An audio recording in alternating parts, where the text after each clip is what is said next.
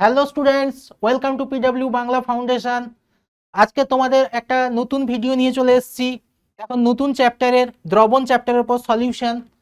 এই চ্যাপ্টারটার ওপর তোমাদের ফার্স্ট লেকচার হবে আজকের। তো দেখো, তার আগে প্রথমে আমরা জেনে নিই আজকে কি কি পড়ব। প্রথম হচ্ছে আমাদের পড়তে হবে দ্রবণ কি, দ্রবণের প্রকারভেদ, প্রকৃত দ্রবণ, কলয়েড, প্রলম্বন, ব্রাউনীয় গতি ও টিন্ডাল প্রভাব। তো এখানে আমরা দ্রবণ বলতে সাধারণত কি বুঝি? খুব গরম পড়েছে, গরমের দিনে আমরা বাইরে থেকে এসে অনেক সময় জলের সাথে অল্প করে একটু লবণ, অল্প করে একটু চিনি মিশিয়ে শরবত বানিয়ে খাই। সাধারণ অর্থে আমরা দ্রবণ বলতে এটাকেই বুঝে থাকি। কিন্তু আণবিক স্তরে দ্রবণের অনেক কিছু ব্যাপার রয়েছে, সেগুলো আজকের আমরা জানবো। তো তোমাদের সিলেবাস অনুযায়ী জানবো, খুব বেশি গভীরে আমরা যাচ্ছি না। তো দেখো, প্রথম আমাদের দ্রবণটা জানার আগে আমাদের জানতে হবে সমসত্ব এবং অসমসত্ব মিশ্রণ কি। তো সমসত্ব এবং অসমসত্ব মিশ্রণ বুঝতে হলে আমরা এরকম একটা বিকার নিলাম। এই বিকারের মধ্যে করলাম কি না, জল নিলাম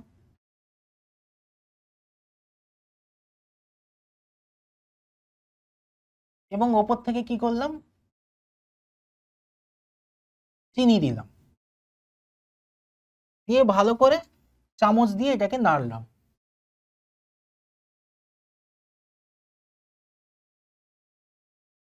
আর একটা বিকার নিলাম,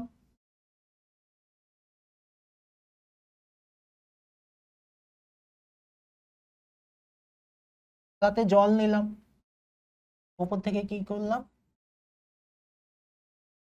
বালি নিলাম। এখন একটা জিনিস দেখো, এখানে জলের সাথে কি মিশিয়েছিলাম, চিনি। এখানে জলের সাথে কি মিশিয়েছি, বালি।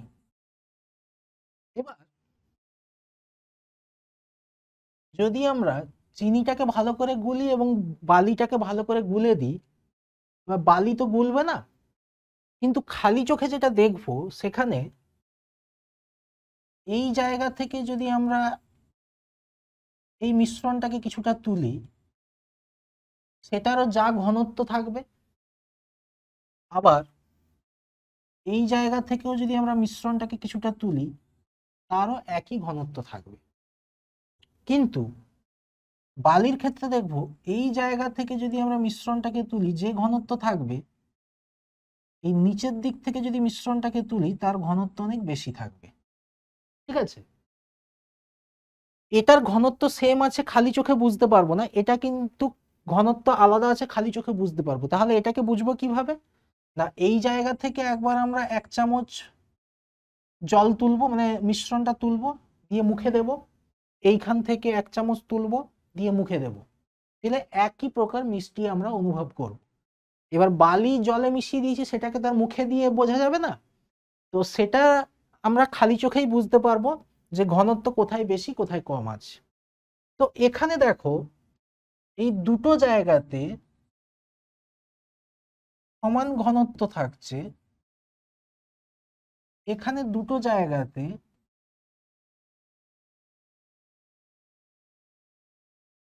আলাদা ঘনত্ব থাকছে।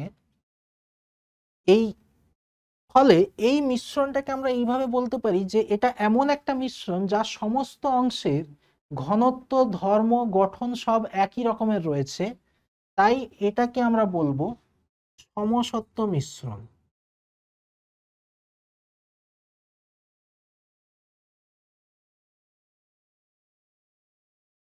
আর যেহেতু এর পুরো মিশ্রণটার বিভিন্ন জায়গার ঘনত্ব, গঠন আলাদা আলাদা রয়েছে, তাই এটাকে বলবো অসমসত্ব মিশ্র।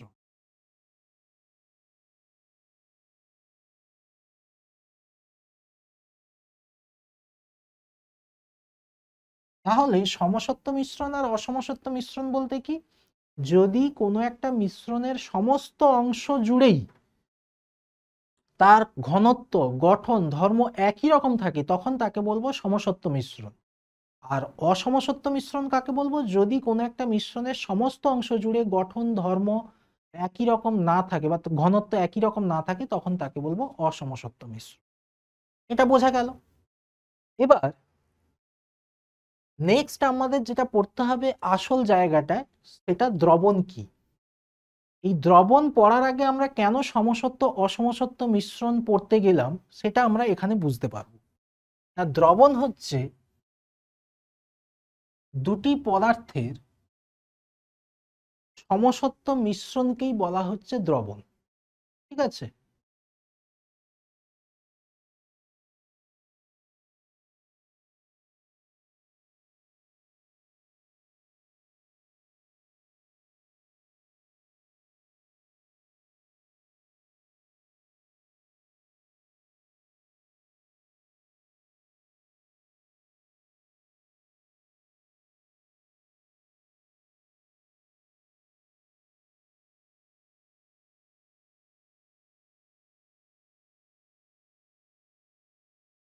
এবার তাহলে এখানে আমরা বুঝতে পারলাম সমসত্ব মিশ্রণটা কি। তাহলে যদি আমরা এ একটা পদার্থ তার সাথে বি একটা পদার্থ মেশাই, মেশানোর ফলে একটা মিশ্রণ তৈরি হলো, সেই মিশ্রণটা যদি সমসত্ব হয়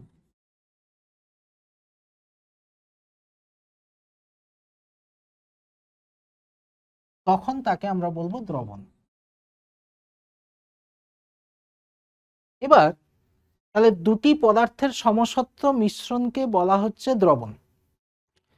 এবার এই দ্রবণের মধ্যে দুটো জিনিস রয়েছে, একটা হচ্ছে দ্রাবক আর একটা হচ্ছে দ্রাবক। যে অংশটা কম পরিমাণে থাকছে সেটাকে বলা হচ্ছে দ্রাবক, আর যেটা বেশি পরিমাণে থাকছে এটাকে বলা হচ্ছে দ্রাবক। ঠিক আছে? এবার দ্রাব আর দ্রাবক দুটোই কঠিন, তরল, গ্যাসীয় হতে পারে, সেক্ষেত্রে কোনো সমস্যা নেই। দু একটা ক্ষেত্রে রেস্ট্রিকশন আছে, সেটা আমরা আসছি পরে।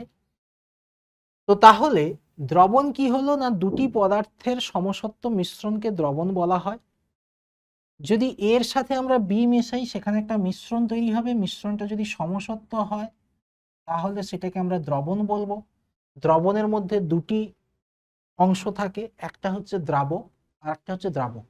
অর্থাৎ যেটাকে পরিমাণ বেশি থাকে সেটাকে বলা হচ্ছে দ্রাবক, আর যেটার পরিমাণ কম থাকে তাকে বলা হচ্ছে দ্রাবক। অর্থাৎ দ্রাবকের মধ্যে দ্রাব মেশালে তবেই দ্রবণ তৈরি হয়। তাহলে আমরা বলতে পারি দ্রবণ সমান দ্রাব প্লাস দ্রাবক।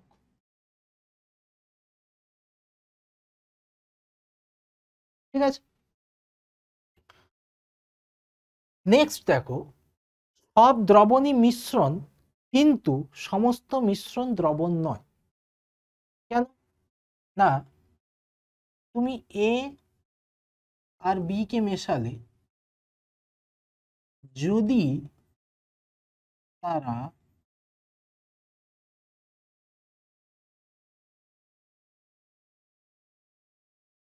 সমসত্ব মিশ্রণ করে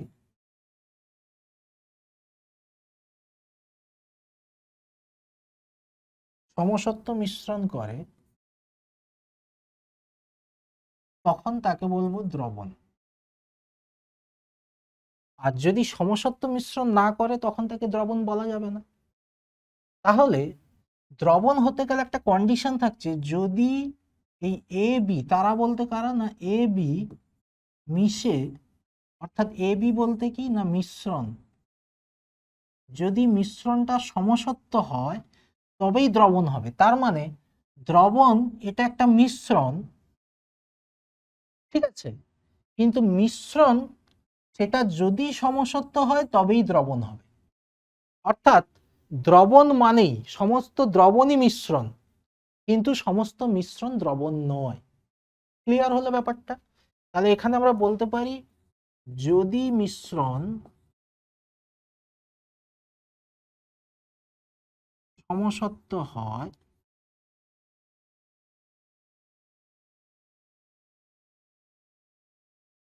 তখন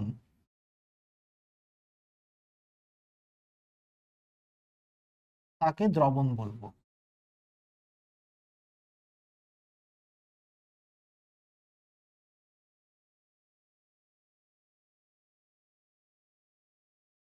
তাহলে যদি মিশ্রণটা সমসত্ব হয় তাকে দ্রবণ বলবো, তার মানে দ্রবণ মানেই মিশ্রণ হচ্ছে এবং সেটা সমসত্ব হচ্ছে। কিন্তু মিশ্রণ তো আবার দুটো ভাগ, তাহলে অসমসত্ব মিশ্রণগুলোকে আমরা দ্রবণ বলতে যাব না। তার মানে দ্রবণ মানেই মিশ্রণ, কিন্তু সমস্ত মিশ্রণ কিন্তু দ্রবণ নয়। ক্লিয়ার? নেক্সট, দ্রাবকের ভিত্তিতে বিভিন্ন প্রকার দ্রবণ। দেখো আমরা বলেছিলাম দ্রাব আর দ্রাবক, তাহলে দ্রবণ সমান কি?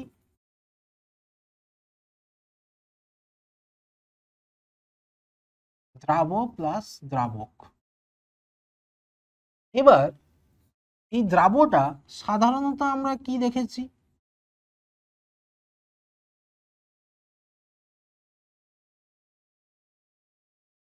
কঠিন দেখেছি। আর দ্রাবকটা সাধারণত তরল দেখেছি, জলে যখন আমরা চিনি গুলে দিচ্ছি। কিন্তু এই দ্রাবক কঠিনও হয় এটা সাধারণত দেখেছি।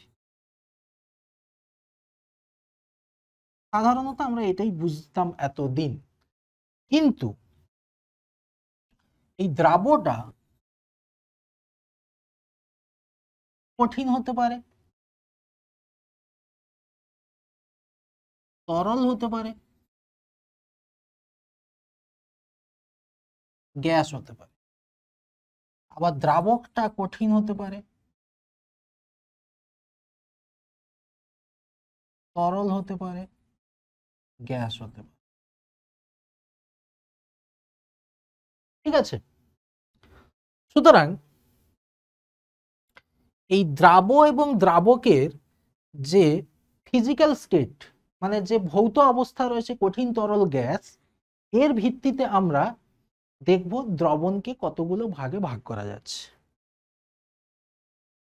দেখো, দ্রাব যদি কঠিন হয়, দ্রাবক যদি তরল হয়, এটা আমরা সাধারণভাবে জানতাম NaCl এর জলীয় দ্রবণ, চিনির জলীয় দ্রবণ। ঠিক আছে? দ্রাব যদি কঠিন হয়, দ্রাবকও যদি কঠিন হয়, এটা হচ্ছে ধাতু সংকর। যেমন তামার জিঙ্কের মিশ্রণে পিতল তৈরি হচ্ছে, তামার জিঙ্কের মিশ্রণ, পিতল তৈরি হচ্ছে। দেখো, দ্রবণ মানে যে সবসময় একটা তরল জিনিসের মধ্যে কঠিন জিনিস দ্রবীভূত হবে সেরকমটা কিন্তু নয়। দ্রবণ মানে একটা স্বচ্ছ সমসত্ব মিশ্রণ তৈরি করতে হবে। এখানে দ্রবণের ক্ষেত্রে আরেকটা জিনিস বলতে ভুলে গেছি, এটা হচ্ছে স্বচ্ছ সমসত্ব হবে, দুটি পদার্থের স্বচ্ছ সমসত্ব মিশ্রণকে দ্রবণ বলা হয়।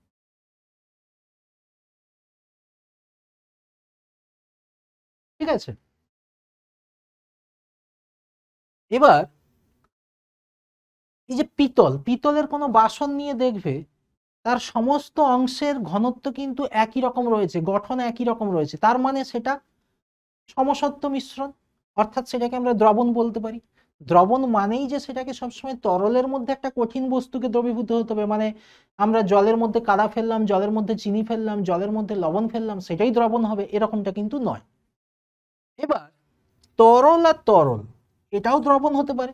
জলের মধ্যে ইথানল দিয়ে, ইথানলের জলীয় দ্রবণ হচ্ছে, আমরা একটু ইথাইল অ্যালকোহলকে জলের মধ্যে মিশিয়ে দিলাম, দিয়ে ইথাইল অ্যালকোহলের জলীয় দ্রবণ প্রস্তুত করলাম। ঠিক আছে? সেটাও হতে পারে। আবার তরল, দ্রাব যদি তরল হয় আর দ্রাবক যদি গ্যাস হয় সেটাও হতে পারে। জলীয় বাষ্প দ্বারা সম্পৃক্ত বায়ু, বায়ুর মধ্যে কি আছে? গ্যাস মলিকিউল, অর্থাৎ যে দ্রাবকটা রয়েছে সেটা গ্যাস, আর জলীয় বাষ্প গ্যাসের মাঝখানে মাঝখানে রয়েছে, তার মানে যে দ্রাবটা থাকছে সেটা তরল। বোঝা গেল? নেক্সট, তরল আর কঠিন, দ্রাবটা তরল, দ্রাবকটা কঠিন, পুরো উল্টো হয়ে গেছে। এটা কি করে হয় না, এটা হচ্ছে, দেখো, পারদ সংকর এইরূপ দ্রাবের উদাহরণ। এইরূপ দ্রবণের পারদ সংকর এইরূপ দ্রবণের উদাহরণ।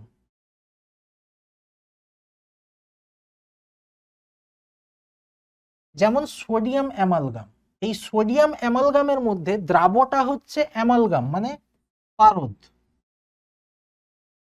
সোডিয়াম হচ্ছে এইটা হচ্ছে দ্রাবক,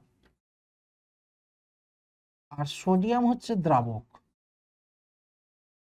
আবার জিঙ্ক অ্যামালগাম, এই Hg এটা হচ্ছে দ্রাবক, কারণ দেখো দ্রাবটা তরল, আর জিঙ্ক হচ্ছে দ্রাবক।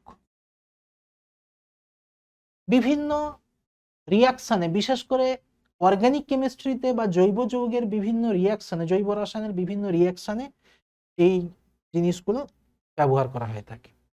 এবার হচ্ছে গ্যাস। গ্যাস পরস্পরের সাথে বিক্রিয়া করে না এমন দুটি গ্যাসের মিশ্রণই হয়ে যাবে। তোমার যেমন তুমি নাইট্রোজেন নিতে পারো, আর তার সাথে পরস্পরের সাথে রাসায়নিক বিক্রিয়া করে না, রাসায়নিক বিক্রিয়া করে কিন্তু সেই রকম আর হিলিয়াম নিতে পারো। দুটো গ্যাসকে মিশিয়ে দেওয়া হলো, দুটো গ্যাসকে যদি মিশিয়ে দেওয়া হয় তাহলে কি হবে না, সেই গ্যাস দুটো একটা আর একটার সাথে মিশে যাবে এবং একটা সমসত্ব মিশ্রণ তৈরি করে ফেলবে। সমসত্ব মিশ্রণ করে কি করবে, দ্রবণ তৈরি করবে, যার দ্রাবটাও গ্যাস দ্রাবকটাও গ্যাস। নেক্সট হচ্ছে গ্যাস মানে দ্রাব হবে গ্যাস আর দ্রাবক হবে তরল। যেমন HCl, carbon die oxide, ammonia, এটা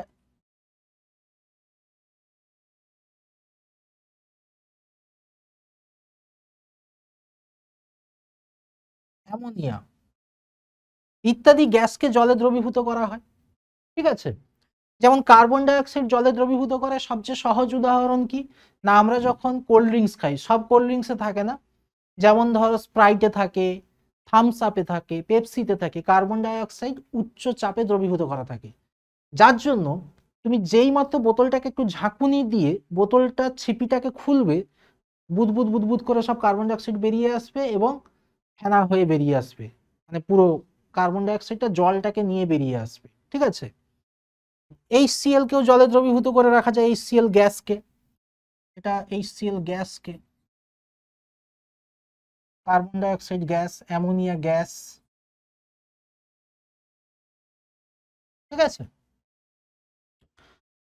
এবার হচ্ছে দ্রাব হচ্ছে গ্যাস আর দ্রাবক হচ্ছে কঠিন। অন্তর্ধৃতির উদাহরণ, অন্তর্ধৃতি বলতে কি, দেখবে জৈব রসায়নে বিভিন্ন রকমের রিয়াকশনে আমরা যখন হাইড্রোজেন নিকেলকে বিজারক দ্রব্য হিসেবে ব্যবহার করি, তখন নিকেল বা প্ল্যাটিনাম,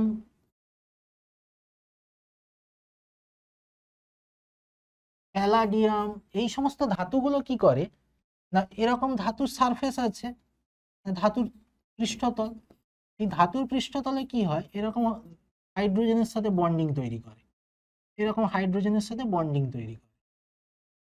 তো এইভাবে হাইড্রোজেনটাকে শোষণ করে রাখে ধাতুর পৃষ্ঠতলগুলো, ফলে এই ঘটনাটাকে বলা হচ্ছে অন্তর্ধৃতি। এখানে কি হয়, একটা দ্রবণ তৈরি হয় যেখানে এই গ্যাসটা দ্রাবক হিসাবে কাজ করে আর এই ধাতুটা দ্রাবক হিসেবে কাজ করে।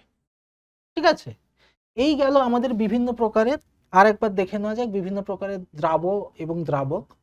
কঠিন তরল, কঠিন কঠিন, আর একটা হচ্ছে তোমার কঠিন তরল, কঠিন কঠিন, কঠিনের সাথে আর একটা গ্যাস নেই। এবার সাধারণত গ্যাস দ্রাবক মাধ্যমে কঠিন দ্রাবক সাধারণত থাকে না, মানে আমি বলতে চাইছি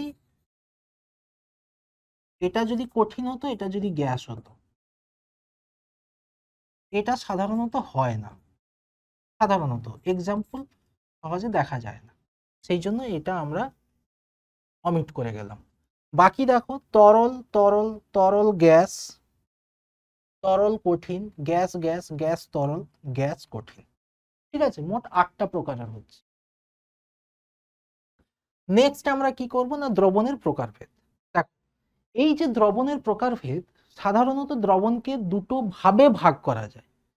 দুটো ভাবে ভাগ করা যায় বলতে, একটা হচ্ছে দ্রবণের তার নতুন করে দ্রাবকে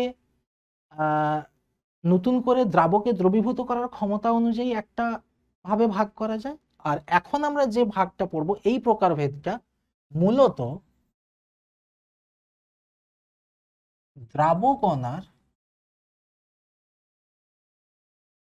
আকারের উপর, আকারের ভিত্তি।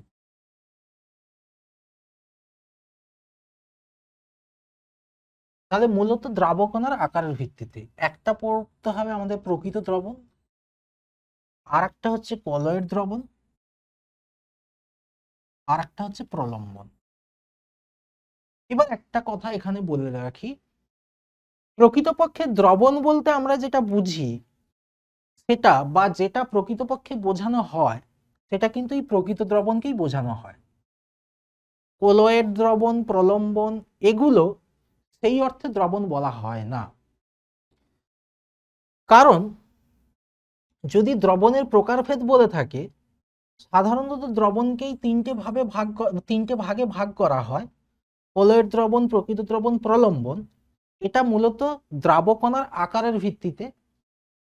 না হলে যদি নতুন করে দ্রাবকে দ্রবীভূত করার ক্ষমতা অনুযায়ী ভাগ করা হয় তাহলে আমরা পড়ব সম্পৃক্ত দ্রবণ, অসম্পৃক্ত দ্রবণ, অতিপৃক্ত দ্রবণ। এটা এবার এখানে একটা কনফিউশন হয়ে থাকে যে আমরা যখন কলয়েড পড়তে যাব তখন এটা দেখব অসমসত্ব হয়, অস্বচ্ছ হয়, তাহলে এটাকে আমরা দ্রবণ কি করে বলছি। প্রলম্বন যখন পড়তে যাব সেটাও অসমসত্ব, অস্বচ্ছ হয়, তাহলে তাকে আমরা দ্রবণ কি করে বলছি। তো যেহেতু দ্রবণের মতো এদের কিছু ধর্ম থাকে তাই এদেরকে দ্রবণের প্রকারভেদের মধ্যে নিয়ে আসা হয়েছে। প্রকৃতপক্ষে যদি আমরা দ্রবণ বলে থাকি সেটা একমাত্রই প্রকৃত দ্রবণকেই বোঝায়। ঠিক আছে, এর পরেও যদি কারোর কিছু কনফিউশন থাকে অবশ্যই তোমরা কমেন্ট সেকশনে বলবে, আমরা নেক্সট লেকচারে বা ডিপিপিএস ডিসকাশনের ক্ষেত্রে আমরা সেগুলো আলোচনা করব। ঠিক আছে, তাহলে প্রকৃতপক্ষে দ্রবণ বলতে এটাকেই বোঝানো হয়, কলয়েড বা প্রলম্বনকে নয়। কিন্তু যেহেতু এদের মধ্যে দ্রবণের কিছু ধর্ম থাকে তার জন্য এদের দ্রবণের প্রকারভেদের আওতায় নিয়ে আসা হয়েছে। তাহলে প্রকৃত দ্রবণ বিষয়টা কি না, প্রকৃত দ্রবণ কোন দ্রবণে যদি দ্রাবকণার ব্যাস 10⁻⁻8 সেন্টিমিটার বা তার কম হয় তাহলে দ্রাবকণা দ্রাবকের সাথে ওতপ্রোতভাবে মিশে গিয়ে স্বচ্ছ সমসত্ব, এটা দেখো, স্বচ্ছ সমসত্ব মিশ্রণ তৈরি করে, তাকে প্রকৃত দ্রবণ বলা হয়। এটাই একমাত্র দ্রবণের সমস্ত রকম ক্যারেক্টারকে স্যাটিসফাই করছে। সুতরাং প্রকৃত দ্রবণটাই একমাত্র দ্রবণ। যদি কোনো দ্রবণে দ্রাবকণার ব্যাস 10⁻⁸ সেন্টিমিটার অথবা তার চেয়ে কম হয় এবং দ্রাবকণা দ্রাবকের সাথে ওতপ্রোতভাবে মিশে গিয়ে স্বচ্ছ সমসত্ব মিশ্রণ তৈরি করে, তাকে প্রকৃত দ্রবণ বলা হয়ে থাকে। যেমন জল ও চিনির দ্রবণ, তুতের জলীয় দ্রবণ, এরা হচ্ছে প্রকৃতপক্ষে প্রকৃত দ্রবণ। এবার এই প্রসঙ্গে একটা বলে থাকি, এই যে স্বচ্ছ কথাটা বলা হচ্ছে, স্বচ্ছ মানে ট্রান্সপারেন্ট। ট্রান্সপারেন্ট বলতে আমরা অনেক সময় ভেবে থাকি যে এপাশ থেকে ওপাশটা কেবলমাত্র মাঝে একটা সাদা কাঁচের মতো, মানে মাঝে একটা সাদা কাঁচ থাকলো আর এপাশে ঠিক যেভাবে দেখা যায় সেরকম আমরা দেখতে পাবো। ব্যাপারটা তা নয়। কারণ বলি, এই যে তুতের জলীয় দ্রবণ যখন আমরা করব তখন একটা বিকারের মধ্যে জল নিয়ে তাতে যখন তুতে মেশাবো তখন কিন্তু এর ব্লু কালার হবে। এবার ব্লু কালার হলে তখন সেটাকে কি আমরা স্বচ্ছ বলবো? ইয়েস, সেটাকে আমরা স্বচ্ছ বলবো। স্বচ্ছ মানে যদি এপাশ থেকে ওপাশটা দেখা যায় সেটা যে কালারই হোক না কেন তাকে আমরা স্বচ্ছ বলবো। ঠিক আছে, স্বচ্ছ মানে সবসময় যে একদম কাঁচ যেরকম হয় সেরকম ব্যাপারটা না, মানে সাদা কাঁচ যেরকম হয় সেরকম ব্যাপারটা কিন্তু নয়। ঠিক আছে, তো সুতরাং এখানে এই স্বচ্ছের জায়গাটায় এই নীল রং হয়ে যাচ্ছে, এটাকে গুলিয়ে ফেলবে না, এটাও কিন্তু স্বচ্ছ।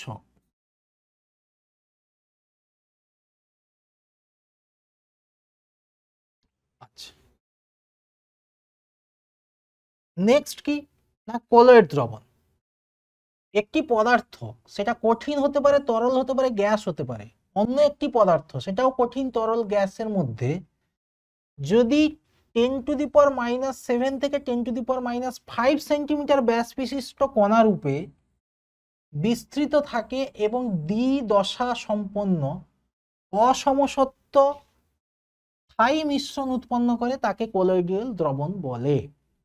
এখানে কোন কোন কথাগুলো ইম্পর্টেন্ট না, যদি একটি পদার্থ, কঠিন তরল গ্যাস ওইভাবে অত তোমাদের লেখার দরকার নেই, যদি একটি পদার্থ অন্য একটি পদার্থের মধ্যে এই 10⁻⁷ থেকে 10⁻⁵ সেন্টিমিটার ব্যাস বিশিষ্ট কণারূপে বিস্তৃত থেকে, এখানে ইম্পর্টেন্ট যে জিনিসগুলো রয়েছে, দ্বিদশা সম্পন্ন অসমসত্ব স্থায়ী মিশ্রণ উৎপন্ন করে, তাকে বলা হয় কলোয়েডীয় দ্রবণ। কলোয়েডীয় দ্রবণ বলতে কি না, দুধ এটা হচ্ছে কলোয়েডীয় দ্রবণ, চা এটা কলোয়েডীয় দ্রবণ। দুধের মধ্যে বিভিন্ন অ্যামাইনো অ্যাসিডস থাকে, প্রোটিন থাকে, এরা কলোয়েড কণা রূপে দুধের মধ্যে জল থাকে, জলের মধ্যে ভেসে থাকে, ঠিক আছে। এবং এরকমও দেখবে দুধকে যদি আমরা রেখে দিই, সেটা কি কখনো এরকম ধীরে ধীরে ধীরে ধীরে নিচের দিকে থিতিয়ে পড়ে? পড়ে না তো, সুতরাং সেটা স্থায়ী। আবার দ্বিদশা সম্পন্ন কেন না, দুধের মধ্যে দুটো দশা থাকে, ঠিক আছে, যেটা আমরা মাইক্রোস্কোপিক লেভেলে দেখতে পাবো, আমরা খালি চোখে ওইভাবে বুঝতে পারবো না।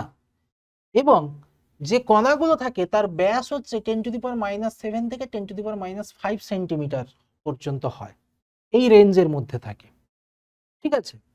আর একটা হয় সদ্য অধক্ষিপ্ত ফেরিক হাইড্রোক্সাইডের সাথে জল ও অল্প পরিমাণে ফেরিক ক্লোরাইড মিশিয়ে যদি ঝাঁকানো হয়, অর্থাৎ ধরো ফেরিক হাইড্রোক্সাইড আছে,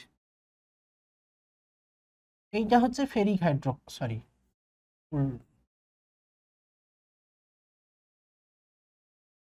এইটা হচ্ছে ফেরিক হাইড্রোক্সাইড, এর সাথে কি মেশাবো না, এর সাথে কিছুটা ফেরিক ক্লোরাইডের জলীয় দ্রবণ মেশানো হলো, মেশানোর পরে যেটা হবে এটা হচ্ছে ফেরিক হাইড্রোক্সাইড,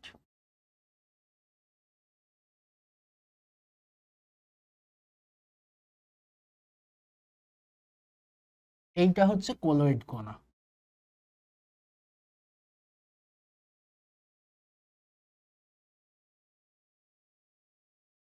ঠিক আছে।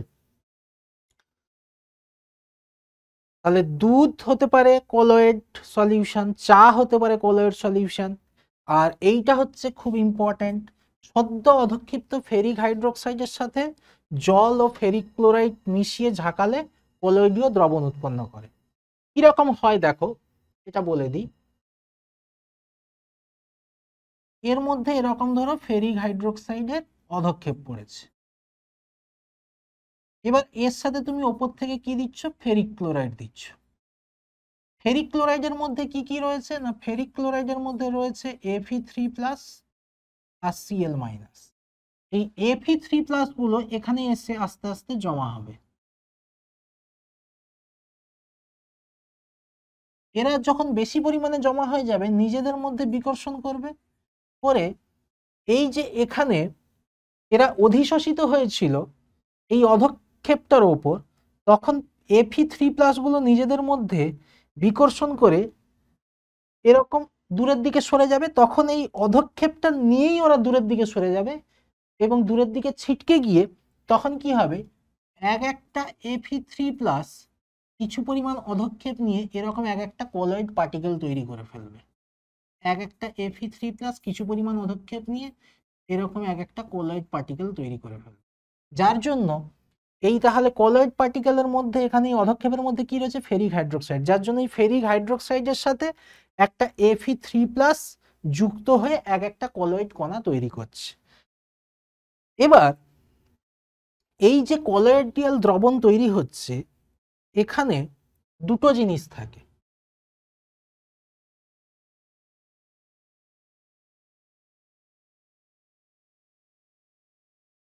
কলয়েড দ্রবণে যেটা থাকে একটা হচ্ছে বিস্তার মাধ্যম,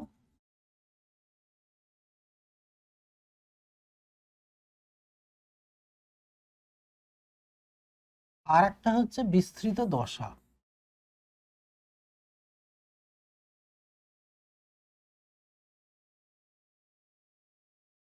এবার দেখো এই বিস্তার মাধ্যম কোনটা, না আমরা এমনি দ্রবণের ক্ষেত্রে কি দেখেছিলাম, একটা হচ্ছে দ্রাবক আর একটা হচ্ছে দ্রাবক। দ্রবণের ক্ষেত্রে যেটাকে আমরা মানে ঠিক দ্রাবর অ্যাকচুয়ালি কাজ যা, কলয়েড দ্রবণের ক্ষেত্রে বিস্তার মাধ্যমের কাজ দেয়। আবার দ্রবণের ক্ষেত্রে দ্রাবের কাজ যা, মানে দ্রাবটা অ্যাকচুয়ালি যে রোলটা প্লে করে, এখানে বিস্তৃত দশাটা কলয়েড দ্রবণের ক্ষেত্রে সেটাই কাজ করে। যেমন ধরো এই যে ফেরিক হাইড্রোক্সাইডের সাথে আমরা যখন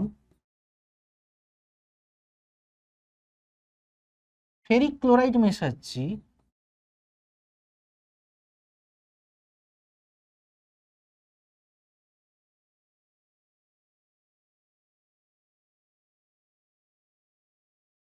তখন কি হচ্ছে, না এই যে কণাটা তৈরি হচ্ছে,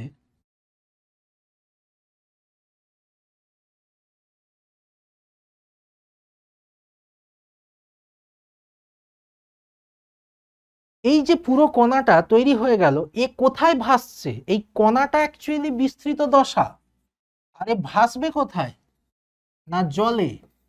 তাহলে জল এখানে কি হবে, বিস্তার মাধ্যম।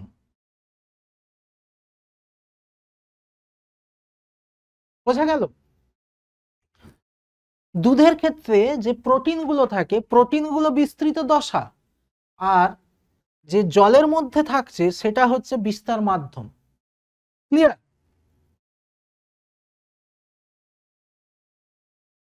নেক্সট তাহলে আমরা কি পড়বো, নেক্সট আমরা পড়বো প্রলম্বন। প্রলম্বন বলছে সাধারণত একটি কঠিন পদার্থ, প্রলম্বন কিন্তু সাধারণত কঠিন পদার্থের ক্ষেত্রেই হয়, এটা আমাদেরকে মনে রাখতে হবে। অপর একটি তরল পদার্থের মধ্যে যদি 10⁻⁴ সেন্টিমিটার বা তার অধিক ব্যাস বিশিষ্ট কণারূপে বিস্তৃত থাকে এবং যে অস্থায়ী অসমসত্ব মিশ্রণ উৎপন্ন করে তাকে প্রলম্বন বলা হয়।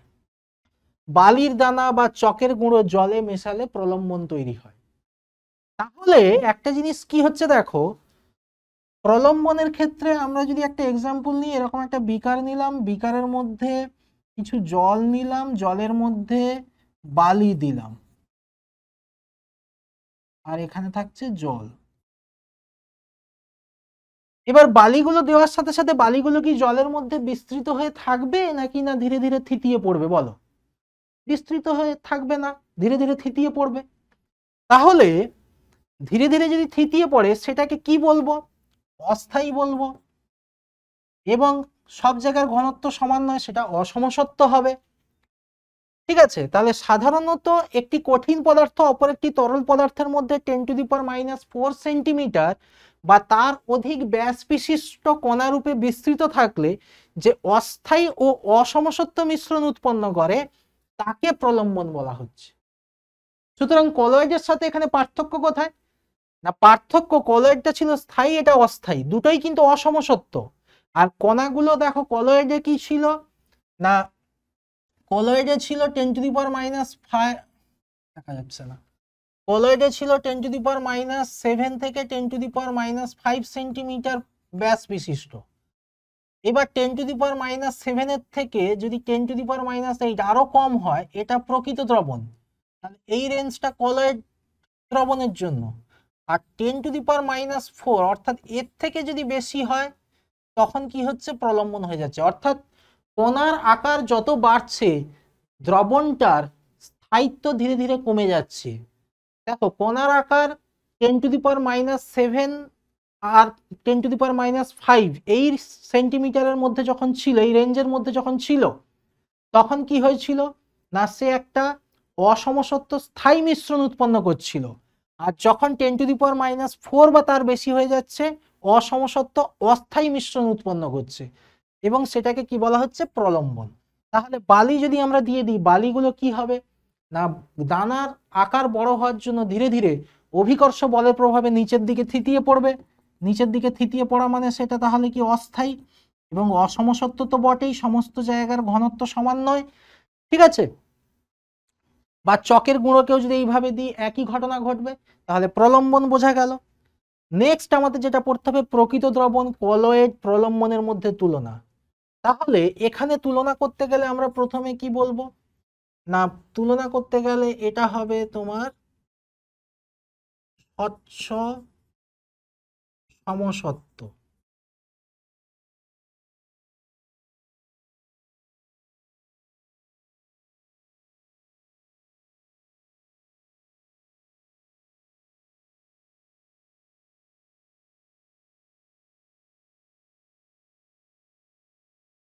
এটা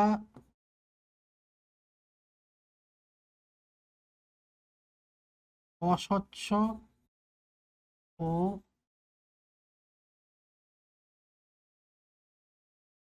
অসমসত্ব, আর এটাও অস্বচ্ছ ও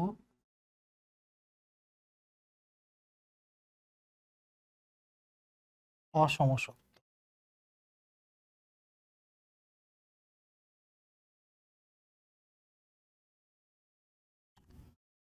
নেক্সট প্রকৃত দ্রবণ স্থায়ী, কলয়েড স্থায়ী, এটা অস্থায়ী।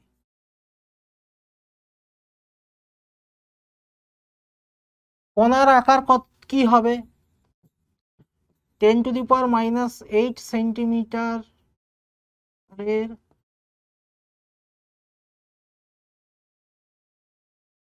10⁻⁸ সেন্টিমিটার বা তার কম ব্যাস।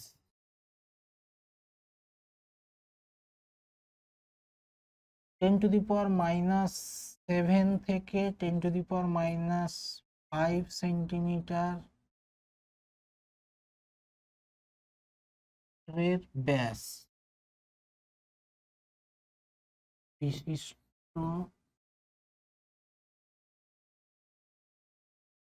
কণা দেখা যাচ্ছে।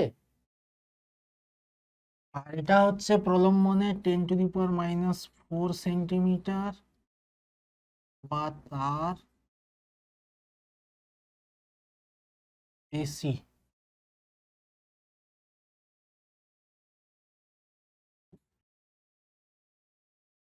এরপরে তাহলে স্বচ্ছ সমসত্ব স্থায়ী কণার আকার এসব হলো। এবার প্রকৃত দ্রবণের ক্ষেত্রে কি হয় না, প্রকৃত দ্রবণের কণাগুলো যেহেতু এতটাই ছোট,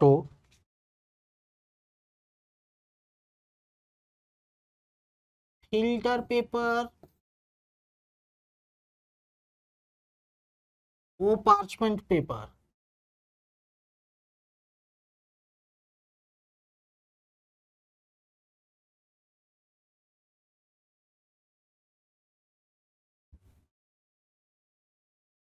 ভেতর দিয়ে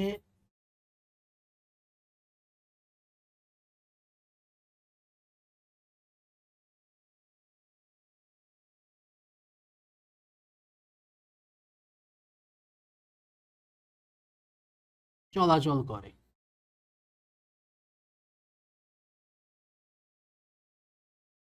কলয়েড কণা কি হয় না, ফিল্টার পেপারের ভেতর দিয়ে যায়,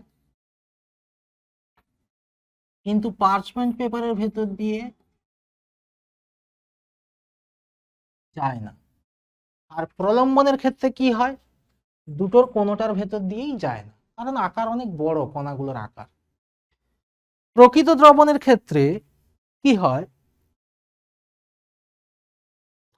আচ্ছা পরের পয়েন্ট দেখো, প্রকৃত দ্রবণের যে কণাগুলো এতটাই ছোট তাদেরকে আলট্রা মাইক্রোস্কোপের সাহায্যেও দেখা যায় না, কিন্তু কলয়েডের কণাগুলোকে আলট্রা মাইক্রোস্কোপের সাহায্যে দেখা যায় এবং অনেক সময় সাধারণ মাইক্রোস্কোপের সাহায্যেও দেখা যায়, কিন্তু প্রলম্বনকে খালি চোখেই দেখা যায়, প্রলম্বনের কণাগুলোকে। আর প্রকৃত দ্রবণের কণাগুলো থিতিয়ে পড়ে না, কলয়েডের কণাগুলো থিতিয়ে পড়ে না, প্রলম্বনের কণাগুলো থিতিয়ে পড়ে। এই মোটামুটি আমরা প্রকৃত দ্রবণ কলয়েড আর প্রলম্বনের মধ্যে তুলনা করলাম। নেক্সট হচ্ছে ব্রাউনীয় গতি। ব্রাউনীয় গতিটা কি না, এই গতিটা কলয়েডের ক্ষেত্রে দেখা যায়, কলয়েড দ্রবণের ক্ষেত্রে দেখা যায়।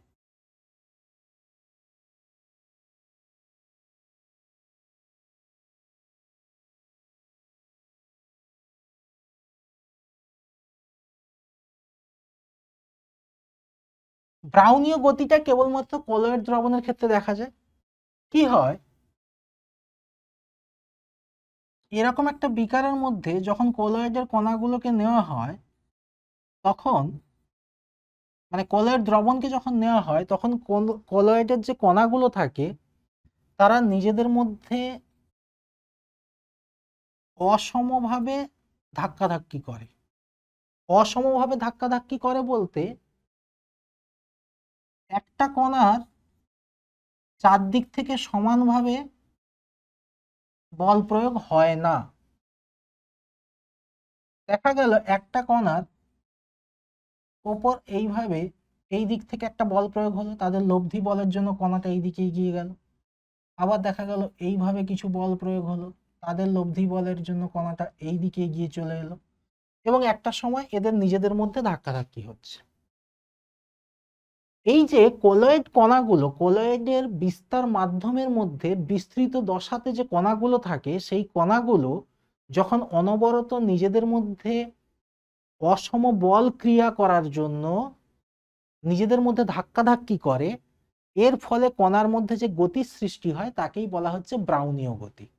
ঠিক আছে, তাহলে ব্রাউনীয় গতিটা কলয়েড দ্রবণের ক্ষেত্রে দেখা যায়, এবং কলয়েড দ্রবণে বিস্তার মাধ্যমের মধ্যে যে বিস্তৃত দশা থাকে, সেই বিস্তৃত দশাতে যে কণাগুলো থাকে, সেই কণাগুলোর ওপর অসম বল কাজ করার জন্য কণাগুলো নিজেদের মধ্যে অনবরত ধাক্কাধাক্কি করে, এবং তার ফলে এক ধরনের গতির সৃষ্টি হয়। যে গতিটা কি হয় না, একটা আঁকা বাঁকা পথে জিগজ্যাগ ওয়েতে গতি হয় এরকম। ঠিক আছে, একে বলা হয় ব্রাউনীয় গতি। নেক্সট কি রয়েছে, টিন্ডাল এফেক্ট বা টিন্ডাল প্রভাব। টিন্ডাল প্রভাব কি না, কোনো একটা বিকারের মধ্যে কলয়েড দ্রবণ নিয়ে সেটাকে একটা কালো কাপড়ের উপর রেখে অন্ধকার ঘরে যদি এরকম একটা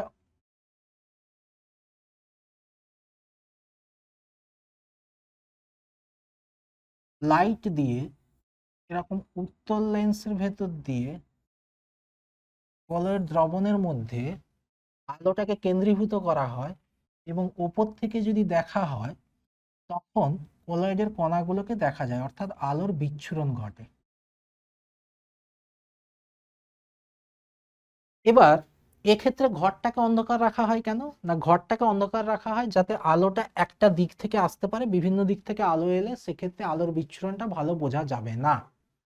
নিচে কালো পর্দা রাখা হয় কেন না, যে আলোটা বিচ্ছুরণের ফলে নিচের দিকে আসছে সেই আলোটা যদি প্রতিফলিত হয়ে উপরের দিকে যায় তখন আবার কণাগুলিকে ভালো বোঝা যাবে না, তার জন্য কি হয়, নিচে কালো পর্দা রাখলে নিচের দিকের আলোগুলো শোষিত হয়ে যাবে। ঠিক আছে, তো এইভাবে এই কলয়েডের কণাগুলোকে যখন আমরা দেখতে পাচ্ছি, এই এফেক্টটাকেই বলা হচ্ছে টিন্ডাল এফেক্ট বা টিন্ডাল প্রভাব। এটা একমাত্র কলয়েড দ্রবণের ক্ষেত্রেই দেখা যায়, এই ব্রাউনীয় গতি এবং টিন্ডাল প্রভাব। ব্রাউনীয় গতি আছে বলেই আমরা টিন্ডাল এফেক্টটাকে দেখতে পাচ্ছি, কণাগুলো অনবরত নিজেদের মধ্যে ধাক্কাধাক্কি করে তারা এক স্থান থেকে অন্য স্থানে বিচরণ করছে।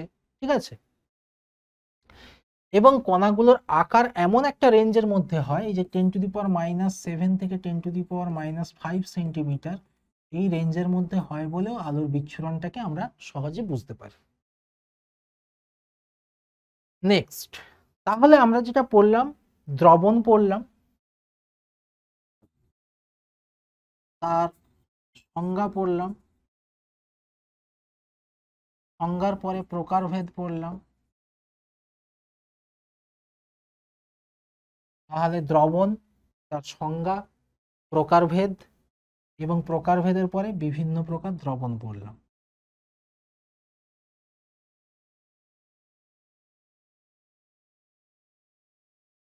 এবার এখানে যেটা পড়লাম বিভিন্ন প্রকার দ্রবণ, এবং এই প্রকারভেদের মধ্যে আমরা কি কি পড়লাম না, প্রকারভেদের মধ্যে আমরা তিনটে জিনিস পড়লাম। একটা হচ্ছে প্রকৃত দ্রবণ,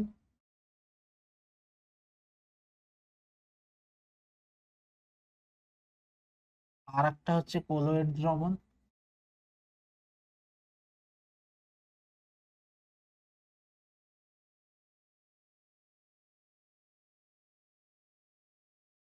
আর একটা হচ্ছে প্রলম্বন।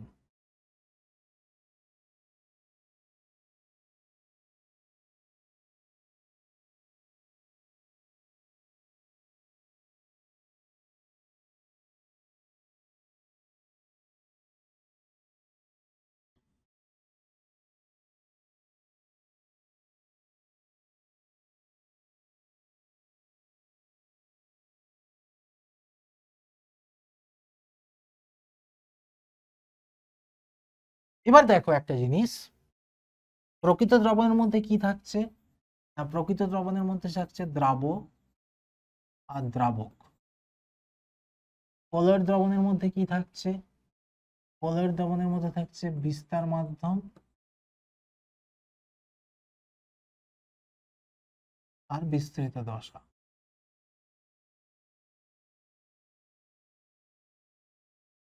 ঠিক আছে, এবার এখানে যেটা দ্রাবক সেটা এখানে বিস্তৃত দশা। এবার কলয়েডের কিছু ধর্ম পড়লাম, এই জিনিসগুলো আজকের মোটামুটি আমাদের আলোচনা হলো। ঠিক আছে, নেক্সট আমরা হোমওয়ার্ক করতে হবে আমাদের, দ্রবণ কি, উদাহরণ দাও, দ্রবণ কয় প্রকার, কি কি। এই দ্রবণ কয় প্রকার এটা তোমরা কিসের হিসেবে করবে না, কণার আকারের ভিত্তিতে।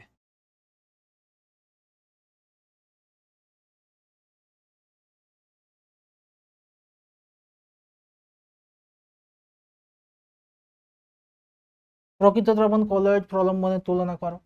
ঠিক আছে, হোমওয়ার্কটা কিন্তু অবশ্যই করবে। টিন্ডাল প্রভাব কি এক্ষুনি হলো। কলয়েডীয় দ্রবণের বৈশিষ্ট্য, দেখো কলয়েডীয় দ্রবণের বৈশিষ্ট্য বলতে কলয়েড দ্রবণের ডেফিনেশনের মধ্যেই তার বৈশিষ্ট্যগুলো রয়েছে। সেখানে তার যে কণার আকার রয়েছে, ঠিক আছে, তাহলে তার কণার আকার 10⁻⁷ থেকে 10⁻5 সেন্টিমিটার পর্যন্ত তার কণার ব্যাস। কলয়েড দ্রবণটা কি হয়, অসমসত্ব হয় কিন্তু স্থায়ী দ্রবণ হয়। কলয়েড দ্রবণের কণাগুলোকে খালি চোখে দেখা যায় না, কিন্তু আল্ট্রা মাইক্রোস্কোপের সাহায্যে দেখা যায়। ঠিক আছে, কলয়েড দ্রবণের কণাগুলো ফিল্টার পেপারের ভেতর দিয়ে চলে যায় কিন্তু পার্চমেন্ট পেপারের ভেতর দিয়ে যেতে পারে না। হ্যাঁ, আর কলয়েড দ্রবণের কণাগুলো থিতিয়ে পড়ে না। এই হচ্ছে কলয়েড দ্রবণের বৈশিষ্ট্য। নেক্সট, কঠিন ও কঠিন দ্রবণের উদাহরণ, এটা হচ্ছে সোডিয়াম অ্যামালগাম। এখানে কঠিন ও কঠিন দ্রবণের উদাহরণ হচ্ছে পিতল, সংকর ধাতু,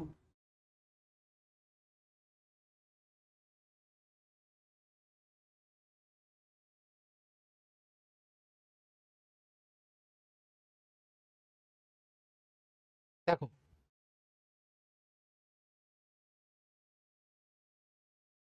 তামা ও জিঙ্কের মিশ্রণ,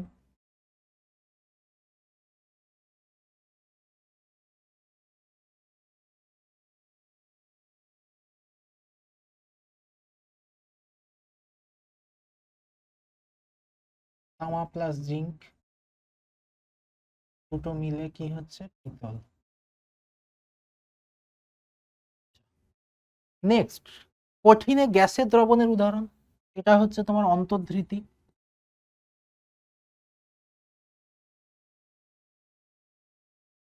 অন্তর্ধৃতি অর্থাৎ হাইড্রোজেন গ্যাসকে নিকেল, প্ল্যাটিনাম, প্যালাডিয়াম এই সমস্ত ধাতুগুলো কি করে, শোষণ করে নেয়। শোষণ করে কঠিন পদার্থে গ্যাসের মানে গ্যাসটা দ্রাবক হিসেবে কাজ করছে আর কঠিন পদার্থ দ্রাবক হিসেবে কাজ করছে, সেখানে একটা দ্রবণ তৈরি করে ফেলে। ঠিক আছে, দ্রবণ বলতে এখানে যে মানে সলিউশন এই অর্থে বলছি না যে তরল হয়ে যায়। ঠিক আছে, কঠিন আর গ্যাসের দ্রবণ তৈরি হয়। নেক্সট হচ্ছে উদাহরণ সহ কলয়েডের বিস্তার মাধ্যম বিস্তৃত দশা ব্যাখ্যা করো। যেমন ধরো তোমাদের বলেছিলাম সদ্য অধক্ষিপ্ত ফেরিক হাইড্রোক্সাইডের সাথে যদি আমরা ফেরিক ক্লোরাইড মিশিয়ে কিছু ফেরিক ক্লোরাইডের জলীয় দ্রবণ মিশিয়ে ঝাঁকাই, তাহলে এই কণাটা কি হবে? বিস্তৃত দশা। আর জল এখানে কি হবে? বিস্তার মাধ্যম।